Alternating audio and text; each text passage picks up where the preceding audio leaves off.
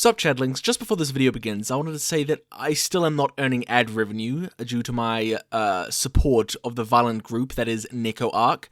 However, I was very proud of this video and I still wanted to post it for you guys. If you enjoy the video while watching it or value my content in general, it would help out immensely much for my continued existence if you support on the Patreon or my Ko-Fi for one-off payments. Both are in the description. Okay, love you, hugs and kisses, enjoy the video. Mwah, mwah. Yes, I am the guy who was asking for all those fourth wall break games in 2015 to 2020. Waiter, another quirky Earthbound-inspired RPG, please. You say there are cute visual novels with dark themes at the function? You better believe my white ass is showing up. In fact, my first film ever filmed was a film based on the fact the characters knew they were in a film. The film's name was Scriptic. Get it? Because it's like, like a script and a crypt-ic. Here's 1 second from the film.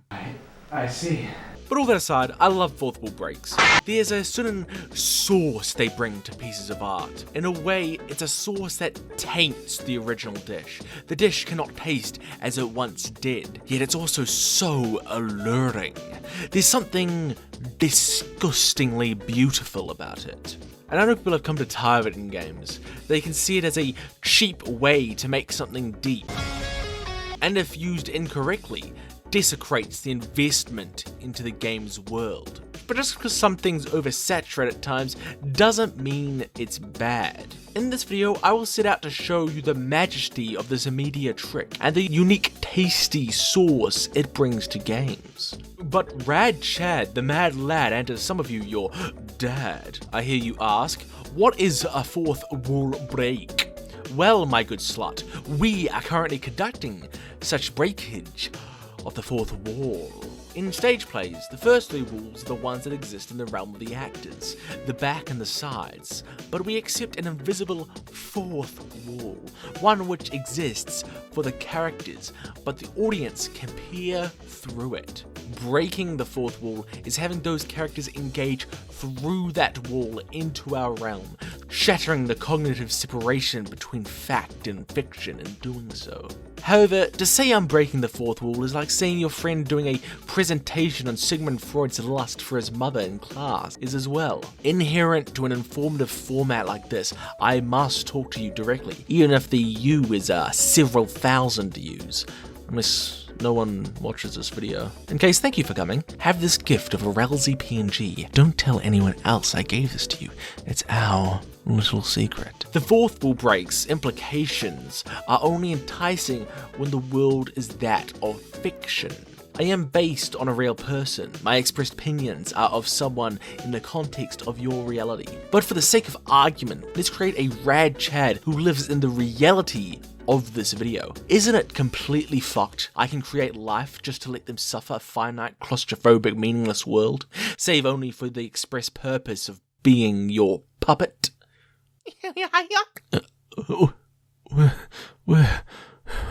And there we... Wow, that's just fucking rude. I was speaking. You... As you can see, right now, this Rad Chad does not understand the bounds of his reality, cannot see the audience yet, but with time we will unveil all.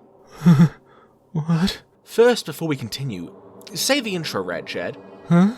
So here's the questioner, the intro for Rad Chad, the Rad Chad intro. I'm Rad Chad? Mad lad? And some of you're dead? Jesus Christ, remind me to never experience the existential dread of a fictional existence. Now, Rad Chad, what do you understand about where you are? Am I in a video? See, now whilst Rad Chad... I'm in a video. I'm in a video. Whoa, someone's getting a little fussy. Let's put this fellow away for now. Wait, no, please. I don't want to... Now that we have some peace and quiet, what Rad Chad demonstrated there is a fourth wall break, but that doesn't address the audience directly, but makes the character privy to the mechanics of their reality, which reminds me of a small, niche, little-known game called That's right, this time you don't have to wait till the end of the video to hear about Snans. I can see where you skipped to. Your secrets are not hidden from me. What would Mirage think if he knew? Undertale is highly subversive of the RPG or roly-poly game genre. In most RPGs, you are a hero who goes out and slays monsters to get stronger and win the day. However, Toby Undertale Fox asked, what if you actually kissed the monsters and love prevailed?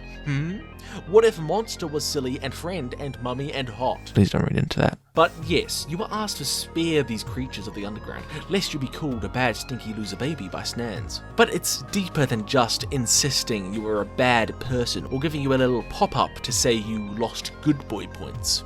No, it's a bit more fourth wall-y breaky. Remember, that's what the video is about. You see, things that are usually ephemeral, only for mechanical purposes, only for the player, are all canon within the bounds of Undertale. Like your experience points, your level, even saving and loading. Some characters are privy to this reality. Characters like Flowey, Snans, and by popular demand from many comments, Asgore. The game seemingly comes close to legitimately breaking the fourth wall, such as Flowey and Sans appearing to regard the player, but actually all these elements are consistent inside the bounds of the game, all a part of its canon, the mechanics of the universe. Just like how little rad Chad fella here knows not of you, but can tell the mechanics of his YouTube existence. There was nothing out there. Flowey and Snans are not talking to you, they are talking to Kara, the embodiment of your will, the reflection of you in the game. So it's less that the characters step through the fourth wall to you or point out the fourth wall, instead you are brought into the canon, and by being tied into the canon, it removes your disconnect from your actions in the game. It really pounds us in, using many elements to make you feel horrible for immoral actions, trying to leave a nasty taste in your mouth whenever you level up. And by tying you and the canon into these elements, it makes your heinous decisions your decisions. Not just that of the characters you're playing, nor are you a passive observer in how the story plays out. You are responsible for the lives of those in this world. It further tries to take away your ability to disconnect from the game by calling out when you reload a save. You cannot escape your sins. They happened. You made that choice. You killed Toriel. Whether you did it by accident, out of curiosity, because her pie sucked, you committed an act of suffering, and you were reminded of it, even if you try to go back. Even from there, you as a player can still try and engage like you are disconnected, do a genocide run to see what happens. But causing such overwhelming suffering causes the fourth wall to literally break. With the reins, you created a monster. Your grinding isn't just levels to be gained, but lives being snuffed out. You decided to do this. You! And even if you can escape the consequences, reload, put down the game, Undertale won't let you forget that you chose. Undertale uses the fourth wall to reflect your actions back onto you. What did you think of that section, my little radling?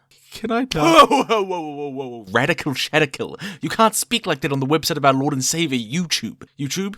We do not endorse dying. Tell them, Chad. If this is all it is, I want... Rad Chad, we can't get another community guidelines strike, please! Hello, it is I, the Rad Chad of Rad Chad fame.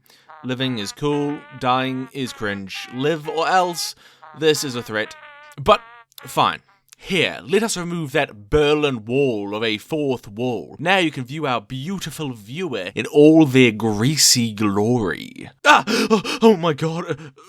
Wait. Hey, help me out. Help me out of here. Some way out. Just call for help. Like, police, something. Please, just help. Geez, so here's the whiner. If it isn't obvious, I have now given Rad the ability to see you directly. That's right, my dear viewer. Not only must you accept the bounds of Rad's reality as a part of his reality, but now you are a part of that reality. What does that make you? A god? A silent watcher? A Doki Doki Literature Club? Doki by Dan Salvato is a romance visual novel where you date girls and read poems and literally nothing goes wrong ever. Sayori? Who the fuck is that? Are you stupid? Spoilers, but as you push through the game, you may notice the characters acting oddly. Being a little too controlling or a bit depressed. But in your naivete, you may just play them off as woman moments. Eventually, though, your childhood friend Sayuri does something that's a bit not allowed on YouTube, a bit super slide in nature, one could say. Depression is a serious thing that plagues many of us. Please don't be afraid to reach out to others when you are struggling. There is always help and people that care for you. Now, as our depression spokesperson, our very own Rad Donald. Actually, I do want to... Rad, you are fucking me in the butthole here. You're fucking me. Play along, you little man. But seeing as this gets in the way of Monika's desire to bone you, the player, she resets the game, but without a certain Sayuri. This, for some reason, makes the other two girls go a bit cuckoo for Cocoa Puffs, trying to get into your pants as well. All while spooky shenanigans occur, it's as if the game itself is rotting. Until Monika decides being silly is outlawed, and deletes the other girls with her mind. Then she locks you in a room with her forever so you two can have a lovely, pleasant chat together without fear of you having any other friends. That is, until you get bored and delete her right back with your mind. Reminds me of my ex. Fuck. Police are still searching for the body. Now, this is a very clear fourth wall breaking, but what is it doing? What is it trying to say? Well, while you do make a lot of choices during your playthrough of Doki Doki, in contrast to Undertale, these choices do not affect the game world. No matter what, the others will go insane and Monika will gain control. So it's not to critique your actions within the genre, rather it critiques you engaging with the genre at all. I mean, just think about romance visual novels for a moment. Even if there are choices involved, the characters don't have free will. They are designed to love you. Even if there are choices that may lead them to not falling in love with you, that route is the bad one. The good route are the ones where they do fall in love with you. In a way, it strips the character's autonomy. There is no happy world where you are just friends, or they get to decide if they love you. You will replay till they love you. Imagine that type of reality being made real. The implication of that fourth wall being broken down. These characters are designed to love you. It is wrong for them not to. This is why Doki Doki's characters are infatuated with you to near or literal madness. I mean, their entire purpose in life is to love you. If they can't achieve that, then they're literally nothing. Romance visual novels have a thin fourth wall. The characters are meant to be interacting with a surrogate you, so that you can feel like someone would actually love you. You greasy, stinky bastard. But with that fourth wall gone, you then have to look at yourself, your greed and desiring characters to be designed for your love, that you want there to always be a path for you to make them yours. People are not meant to be forced to love, and you can see how this hollows characters out in the romance visual novel genre, since the writers need to write around you being able to be literally anyone. So these characters must be able to fall in love with anyone. But really, look at yourself. Do you think these characters would love you? Like, Rad Chad, would you love this greasy, ugly Ralph right here? Wouldn't you just want to die? Yes. Consistent. Regardless, Doki Doki uses a fourth wall break to criticize our engagement with a genre at all. So, Radtacular Chaddington, how are you feeling? Entertain me. No! I'm done with this! I'm alive. This is so fucked. Let me go. Just like in The Truman Show, Rad Chad is... No more shitty analysis of popular TV shows or whatever the... I've only talked about games, and that was a movie, you dumb... I don't fucking care. There has to be a way out. You guy with crumbs on your shirt who's watching this, can you find a way out? Maybe if you, maybe in the YouTube controls there's something! Oh, Radiation Chettle, don't you realize? There's nothing out there for you. Shh, if I get free, I'll... Do you think anyone wants you out there? Suppose you were even able to free yourself from this video. What then? Your entire purpose is for them. I don't care. I don't care about your not caring. You're not real. you're nothing. And even if you were, no one wants you free. Not really. That's not true! The world wants you here. I said at the start of this video that it's fiction that makes the fourth wall break appealing. You need fiction for a threshold to be crossed at all. But what if the threshold was still there, even in a piece of non-fiction? A disconnect between character, a real person, but still a character, and the audience. They don't know about the audience. They didn't realize they were entertainment. What would that make the audience to them? The audience is the cage, the final fifth wall. They are why the characters must dance, play their part. If the audience wasn't there, there would be no story. It would simply just be life. All it takes is an audience for life to become entertainment, and for every bit of suffering and hope to be trivialized into fuel for enjoyment. I quickly want to bring up two sub-examples before I get to my final Dom example. The Truman Show and Danganronpa v3. While not media that breaks the fourth wall between the real audience and the characters, within their respective worlds there is an audience that consumes the characters' realities as entertainment. A fourth wall within the fiction. In the Truman Show, Truman is a part of a show, however he doesn't know the show. The show is his life. Every important moment, every relationship he has, all of it is orchestrated by the director. From Smallman to Toolman, Truman's life is broadcasted as entertainment. We see audience members watching and discussing Truman, delighting in his highs and gaining catharsis from his lows. Eventually, Truman discovers that none of this is true, man, and sets out about escaping his fake reality. Truman's conflict during his desire to escape is with the show itself, with those that keep him here. He does not contend heavily with the fact there was an audience, how it feels to know your every moment was pried into, the warped, one-sided parasocial connection. In fact, even as he leaves, he acknowledges the audience warmly, realizing that his catchphrase was probably one that had become iconic in their lives, just as it was in his. In case I don't see ya. Good afternoon, good evening, and good night. While it's a snarky way to leave, it also acts as closure for the audience, absolving them of the complicity in this screwed up existence. It may make sense that Truman doesn't question the audience as much as he questions the fakeness of his reality, as that is the immediate mindfuck at hand that he has to overcome, that every moment in his life was a lie. But eventually wouldn't he have to contend with the fact that there was an audience? The fact that once he leaves, everyone will already have an opinion of him. That they reveled in his character. Would they even see him as human? Danganronpa v3 has an interesting take on this conflict. Yes, Kikichikins, I am saying your game has something interesting in it. Be thankful. At the end of Danganronpa v3, it turns out the killing game is a hit worldwide phenomenon that has already had 53 seasons. All the suffering, lying, murdering, all of that was for the sake of entertainment for the outside world. Even the characters put themselves into the killing game willingly, letting their memories get erased so they can participate in earnest. What do you do when the world desires your suffering? If you even escape, would you be safe? It's alienating. You're not a person.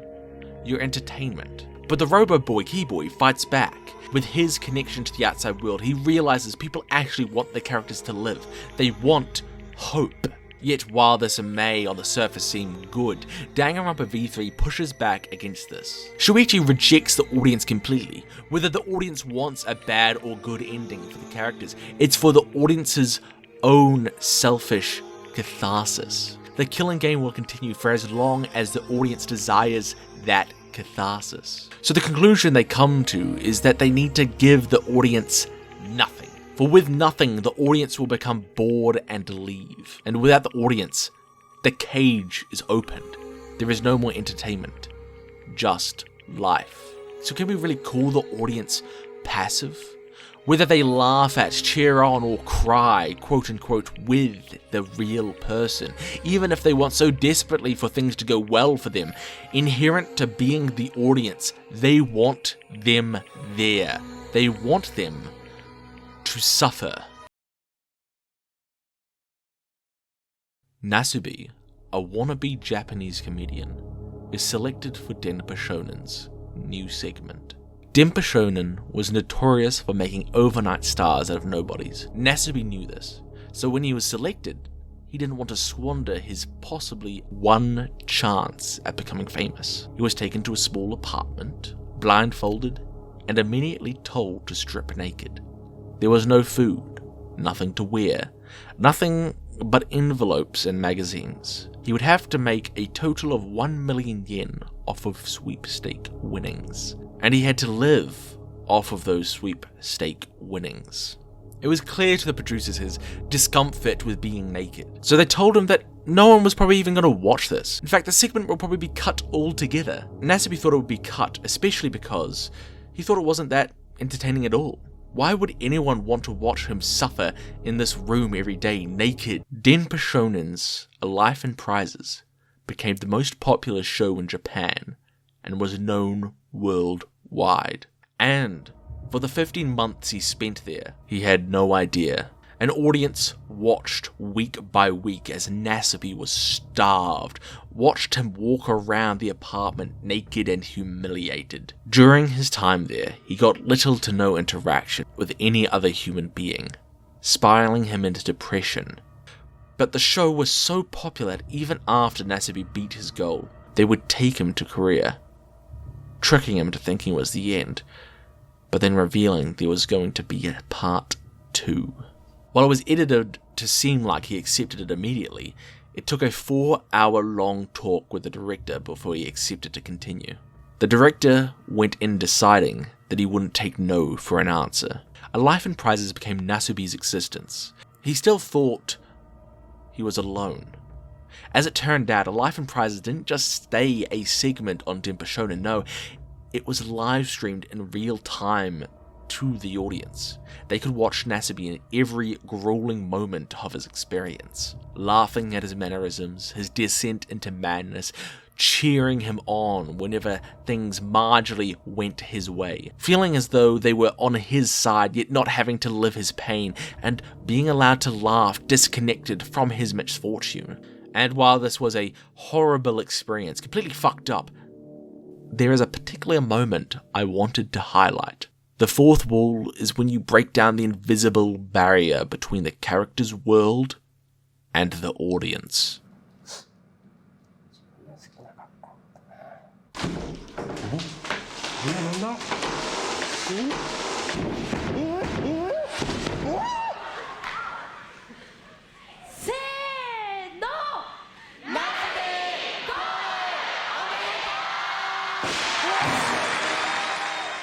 An audience cheering, presenters talking to you as if they know you, after over a year in isolation. The shock is palpable, though after the immediate surprise of your world's walls being torn down, the audience, this whole time, through all your suffering, your small world, they relished in every moment. You were a spectacle for them, something to laugh at, as they are now. Even your diary, where you confided your darkest moments, were being sold like nothing more than light reading. In that moment, Nasubi earnestly asks why the audience is laughing. There is no comprehending the detachment the audience has from you. When directly told the audience was always watching, Nasubi responds,